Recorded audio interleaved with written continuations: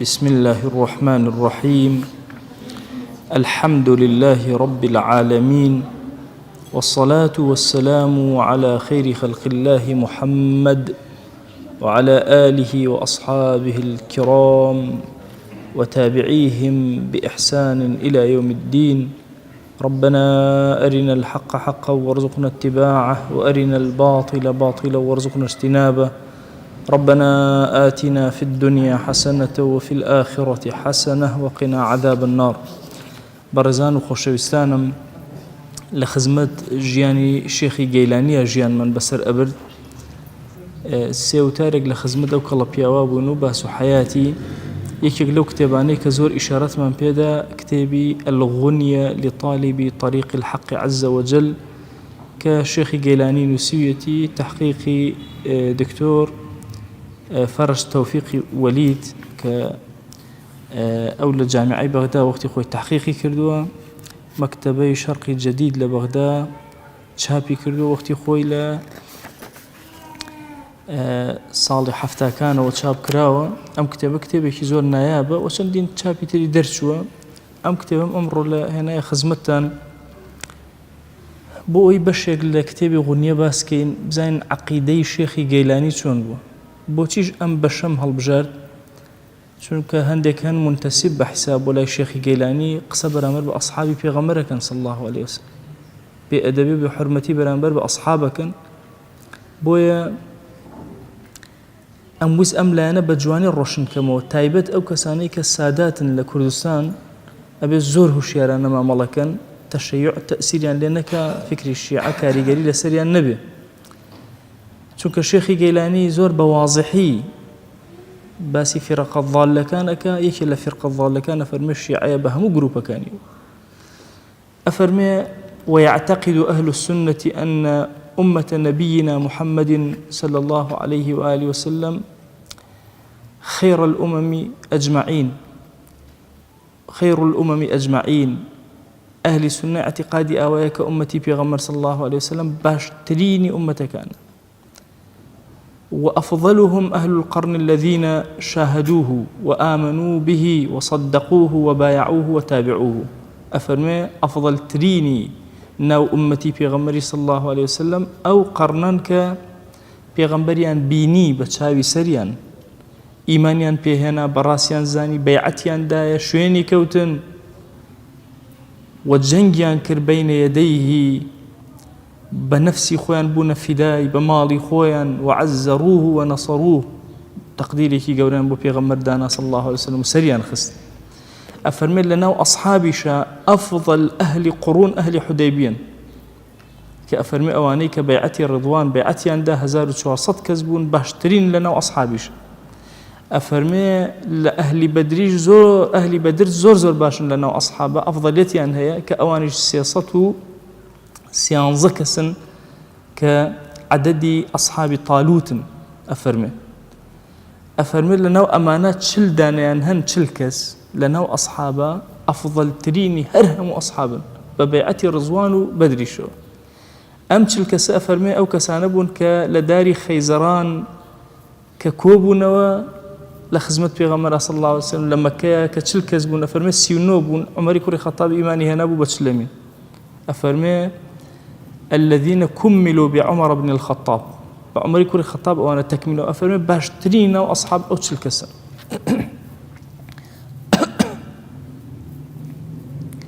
أفرمي باشتريني تشل كسكج لنا وتشل كسكج ده صحابا كبيغمريان صلى الله عليه وسلم شاهدي بداون كوان أهلي بهجتن كإمام أبو بكر وعمر وعثمان وعلي وطلحة وزبير وعبد الرحمن كوري عوف وسعد وسعيد وأبو عبيدي كوري جراح. أفرمي أمانة لناو أوانيش أفضل ترين. أفرمي لناو أو ديشات شوار دانيان أفضلي همو أصحاب باتفاق كإمام أبو بكر وعمر وعثمان وعلي وشوار خليفين راشدين. أفرمي لناو شواركشا سيدنا أبو بكر رضي الله تعالى عنه. أفرمي أفضل تريني هرد شواركي لدواء أو إمام عمر ثم عثمان ثم علي رضي الله تعالى عنهم أجمعين. كابو لتشوارك إمام أبو بكر يكما إمام عمر دوما إمام عثمان سيهما إمام علي رضي الله رحمته قال هرهم يان بي تشوارما أفرمي بشك العقيدة ويعتقد أهل السنة يعني بشك العقيدة أما بأما بيركينه أفرمي أم هاولا برزانة أم تشواردانة 6 سال حكم ينكرت إمامي أبو بكر كان صال وإمام عمر التفصيلات أداته أفرمي لهندي الروايات هاتوا كسي هندي الروايات هاتوا زياتر لسي أفرمي بدواي أمانة معاوية رضي الله رحمة الله بهات 19 سال دي معاوية لناو أما جاقي أبتو أفرمي بيشتريش أهل الشام 20 سال الريك أمانة ولايتيان كردوا معاوية رضي الله رحمة الله وكي أميدانا وبأمير أفرمي وكان قبل ذلك والله عمر الإمارة عمر إمارة أهل الشام داوتي هاش كاس طعن بدا لمعاوية إلا طعن داو لإمام عمر رضي الله رحمة الله 20 سال حكمي كردوا لجل إمري إمام عمر رضي الله رحمة الله أفرمي دي بزانا أئمي 4 شوار خليفة كباتفاقهم أصحاب هالبجيراون أفرمي إمامي أبو بكر ديارة باتفاقهم أصحاب مهاجرين وأنصار هم كوبنا واختلافهم دواء اتفاقهم كلا سلم إمامي أبو بكر أفرمي لدواء أو كسي دوهمي التوكيل كرك إمام عمر الشش كسي دانا للشش كسكي إمام عثمان درسو لدوايشا أفرمي إمامي علي رضا ورحمة خوي لبين خوي شاردوا لدواي وتيان كوتيان شهيد وإمام عثمان شو ماله تأكيدي كرك الشهيد وشو تسجستي مباركي أفرمي راي كرد مالي خوي درجاي لسر خوي داخس وكزني كات خليفة بزور شون هنا ندرو هنا نوم مزجوت باتفاق وبخليفة شوارمي مسلمانان حسن رضا ورحمة خوي لبين بأمري سيدنا علي أبي خليفة عندك جفر بشورة هالبجيرة بيعتيان داية أبي زور بقايمي بيعتي لي ورقرتن شنجارك بيعتي لأهل العراق ورقرتو أبي هرشي مد بيوم كان ودواي سر الرينا كان لدوايا خوي خلافتي تسليم لسيدنا معاوية كرت بويا هيج قمانك لهيجك يقلمان النية بتفصيل أماني هرهم ولم كتابا بيان كردوا أفرمي هرهم أمانة باتفاق رويداوة أفرمي فرمايشتكي أجر شي فرمايشتكا ضعف كتيا موضوع بابلن فرمايشتكا أفرمي لإسراء معراج بيغمريان صلى الله عليه وسلم طلبي كركة كي لدواي خوي دابن فرميان لي قرر أمتك خوي كي دانا أو داند تو لي قرر وإيشي خوايا جل جلاله بوي طعندان لخليفة كان طعندان لإيشي خدا جل جلاله بوي لباسي سيدنا معاوية أفرمي وأما خلافة معاوية بن أبي سفيان رضي الله عنه فثابتة صحيحة بعد موت علي رضي الله عنه وبعد خلع الحسن بن علي رضي الله عنهما نفسه من الخلافة وتسليمها إلى معاوية لرأي رآه حسن ومصلحة عامة تحققت له أفرمي خلافة معاوية ثابتة صحيحة لدواي وفاتي سيدنا استشهادي بابرن شهيد كرني إمام علي ودارنيني إمام حسن خوي بو خوي لخلافة تسليم كرني بسيدنا معاوية لبر مصلحته قشتيك خوال سدسي أو باراستي أمتي باراز وهي حقن دماء المسلمين كخواني مسلماناني باراز والتحقيق أم فرماشتي في غمري صلى الله عليه وسلم فرمي إن ابني هذا سيد يصلح الله تعالى به بين فئتين عظيمتين أأم كرم بحسني فرموي خوا جل جلاله أما السيدك زور قورية خوا جل جلاله لسدسي أم دو في أي زور قوري مسلمان يكخا صلحك أفرمي فوجبت إمامته بعد الحسن له رضي الله تعالى عنهم أجمعين لدواي إمام حسن واجب لعقيدي أهل السنة وجماعة عقيدي الشيخ جيلانية أو يك معاوية رضي الله رحمة الله بين منافس خليفة مسلمان وأمير مسلمان أفرمي اختلاف جلم بينهم طابو وهرهم أمتي بيغمر صلى الله عليه وسلم أو صحاباني كما ونكي هرهم بيعتيان دابا معاوية بجوازي يك منازع ترنبو لنا أو زمنا يك منازع نبو سيدنا معاوية رضي الله رحمة الله تصورك شو زماني الصفايا زماني خواناسية وكو أمر زماني كي سياسي نية هر همو أمت لسر بشتي سيدنا معاوية رضي الله رحمة الله كوبنا يتر بالتفصيل باسية وأكاد هەندێک ڕوايەت باسی ئەوان کردووە کە 37 ساڵ لە دوای پێغەمبەر صلی الله عليه و آله وسلم لەسەر منهاجی نبووەت ئەڕوا ئەلەو 37 ساڵە هەندێکی سيدنا معاوية رضي الله عنه خوالي بري أكيد دواتر باسي خزانة كان بيغمر أكا صلى الله عليه وسلم كهرمان شن فضيلتي أن هي باسي سيدتنا فاطمة أكا شن جوري لأمتي بيغمريانا صلى الله عليه وآله وسلم اتر تفاصيل أصحاب شنك برزن شنك جورن هم بدرجي بتفصيلي باسك أو كسك قلبي بقرته وأتوانا شو أم بشي عقيدة زوزو جرينجا لما سلي إخوانا سيكا جرينجا لما سائل كان تريشا جرينجا دعاء ويتسر في رقي ضالة أفرمي في رقي ضالة لأمتي بيغمر صلى الله عليه وسلم قمرا كان زورا أفرمي أصل أم فرمايشتي بيغمر صلى الله عليه وسلم فرميتي شوين أمتاني من أكون بز ببز هنقاو بهنقاو بال ببال ذراع بذراع حتى خويا بكن بكوني بزمشكية ايوش بدوايا أنا أرون فرموي بنو إسرائيل حفتاو يكفر قبون هارهم يعني قمرابون فرموي وبابلن بنو إسرائيل وهاوج نصارى عيسوية كان حفتاو دو فرقبون أوان شمويان قمرابون دانيك النبي أفرمي أمتي في غمري صلى الله عليه وسلم حفتاو سي فرقاي لي دروس به يكفر قيان أهل إسلام أهل جماعة إسلام هر حفتة دو كان هي آجر أفرمي أمتكم أبيت حفتة وسيبة شوا كفتني زوجو جورة بأمتكم لو دروس أبي حلال حرام أكن أو جروبانا حرامش حلال أكن حلال حرام أكن بوشي وازا أفرمي وزور رواية كان كهمو يعني نقل كردوه وبالسند وهرهم يعني بالسند خوي ورضا ورحمة الله عليه نقل كردون دواي أميات تفصيلك من أداتي أفرمي أم حفتة وسيفرقة كامينا صحيحك كامينا صحيحك كامنا صحيحك أفرمي أقر بين توزيعه كين فأهل السنة والجماعة طائفة واحدة يك طائفة أهل السنة والجماعة هرهم بيكو أمت يك أراست أقري أفرمي أوانيك أم فرقانين دروس كردو أصولي أم فرقاني كين كلا أهل السنة دور كوتنو جيابونتو أفرمي يكم دانيان خوارج إن جاء الشيعة أفرمي الخوارج والشيعة والمعتزلة والمرجئة والمشبهة والجهمية والضرارية والنجارية والكلابية أفرمي أما أصولي فرقة كان كأبي أجاتان ليبي أأمانا حفتى دو فرقيان دروس كردو أفرمي خوارج بس خوان بتنها بيانش فرقبون معتزلة شش فرقبون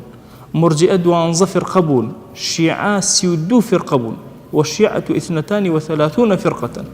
جهمية ونجارية وضرارية وكلابية هري كان فرقيبون مشبهة سي فرقبون فجميع ذلك 73 فرقة على ما أخبر به النبي صلى الله عليه وسلم أفرمي بهرهم يعني وبأهل سنة كشي بخير سركنا حفتاو سي أوان حفتاو دوي قمرة أفرمي أو فرقة ناجية تنهى أهل السنة جماعته أهل السنة والجماعة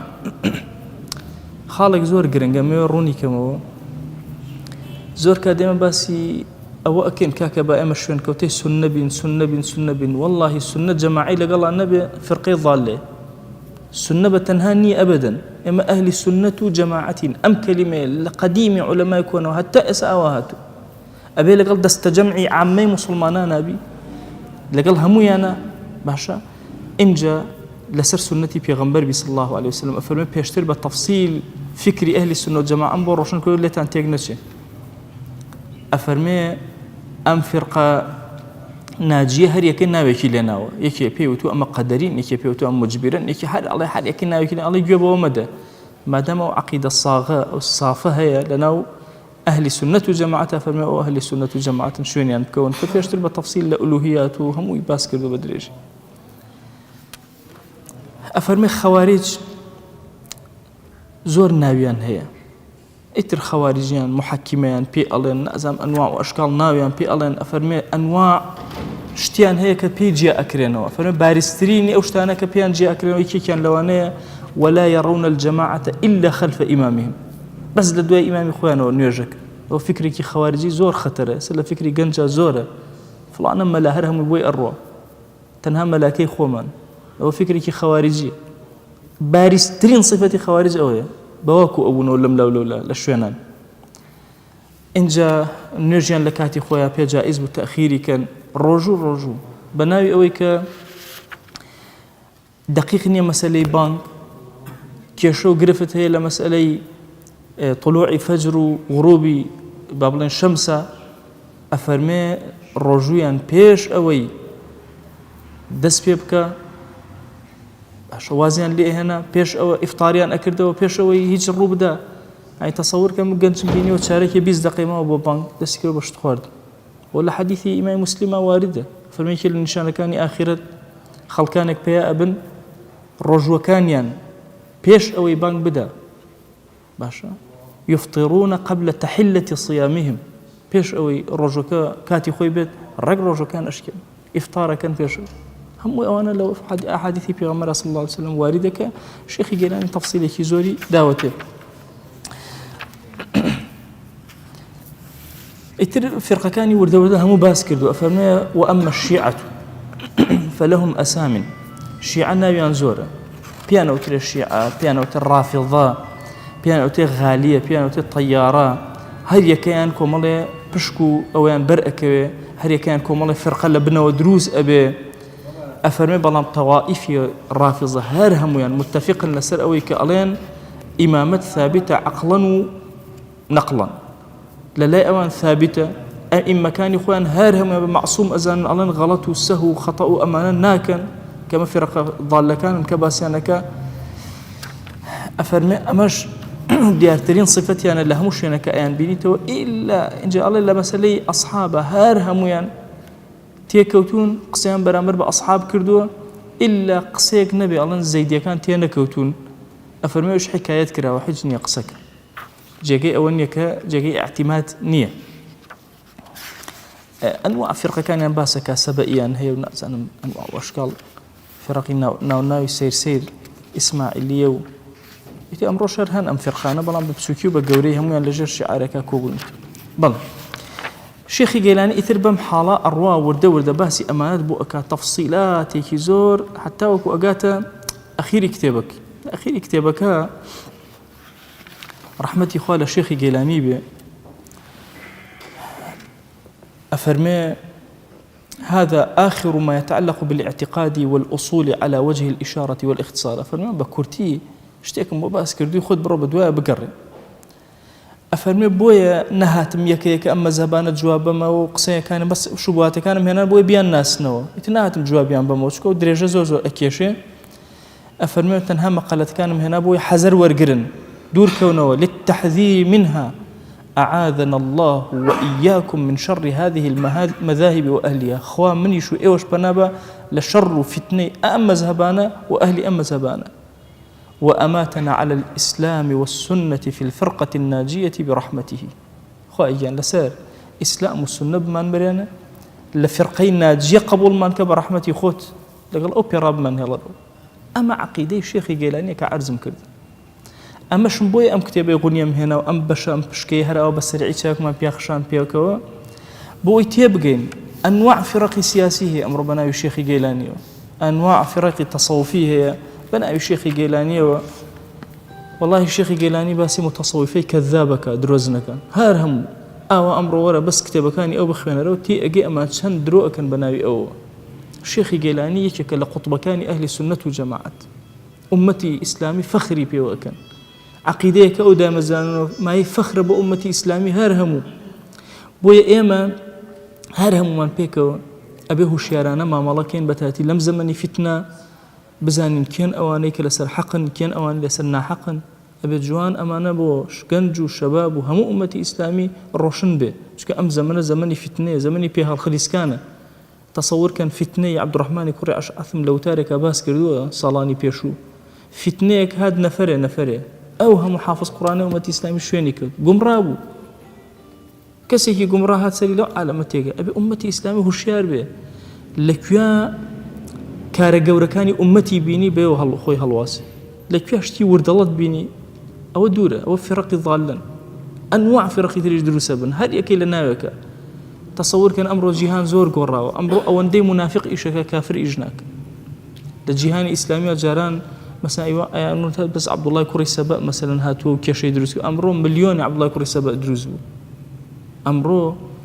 لا حمو سوسي جيانا هاتون أنواع كليات الشريعة وأنواع شواذ دروس كافر خوي سر برشتي كراستو وأمتي إسلامية به هوشيار به بزانت شون كي أو كسي برو لاريت أبا كي أو كسي لناو فكري أمتيات جاقد أكاتو